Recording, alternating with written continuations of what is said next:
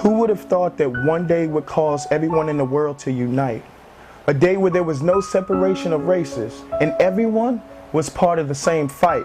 This is a day where everyone united, joining hands, reaching out to one another, swallowing pride and overlooking race to help their fellow man. So from here to across the land, let us all raise our voices so everyone in the world can hear it. This is the day terrorists came on our soil and tried to break our spirit.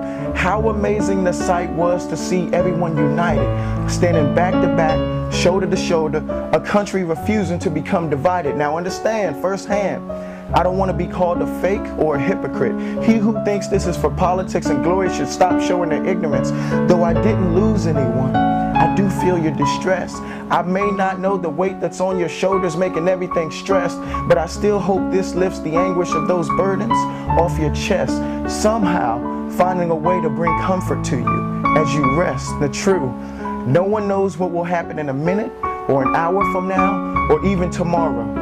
Just the same, we are all brought together through these hard times of sorrow. And I'm sorry for reopening doors for those who have closed them. I know these words are like alcohol to your open wounds, so I don't mean to expose them. And I'm sorry I have to play devil's advocate. How come the strongest country in the world couldn't prevent this from happening? You tell us the armed forces, the military is our means of assurance that national security will negate any future reoccurrences. Can I get that in writing and can you fax it to the world? How do I explain things to our innocent little boys and girls? They went from having a family to being all alone. Last contact with mommy and daddy was from a cell phone.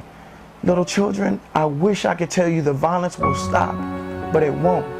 And I wish I had the answers to your questions to ease your grieving hearts, but I don't. And I'm trying to be strong right now. Believe me, I'm trying. But if I told you there would be no more worries or misery, I'd be lying.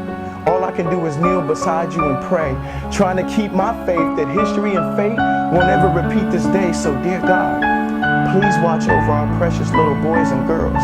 A great percent of their parents are gone, victims to this cruel, unforgiving world. God, please bring solace to those whose spirits are weak.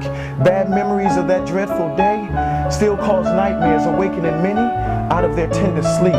Please obstruct our vision so we don't have to see any more dying. And please clog our ears so we don't have to hear any more crying. I hate this. These words taste terrible as they cross my lips, so please, God, bring balance back to the world's awkwardness.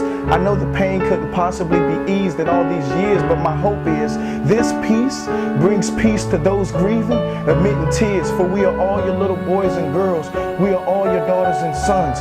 We all need you to help us overcome. So from the Phoenix Project at the Pentagon to Ground Zero in NYC, may all the fallen soldiers and heroes rest ever so peacefully.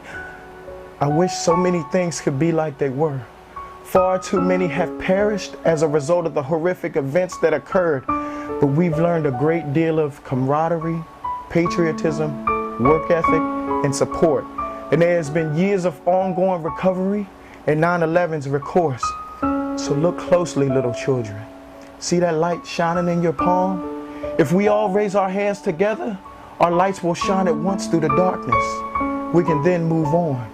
And though we have fallen short this time, we will soon be recovered again. But please, no repeats of September 11th's happenings. America, we have got to do something about all this senseless violence. In closing, please observe this moment of silence.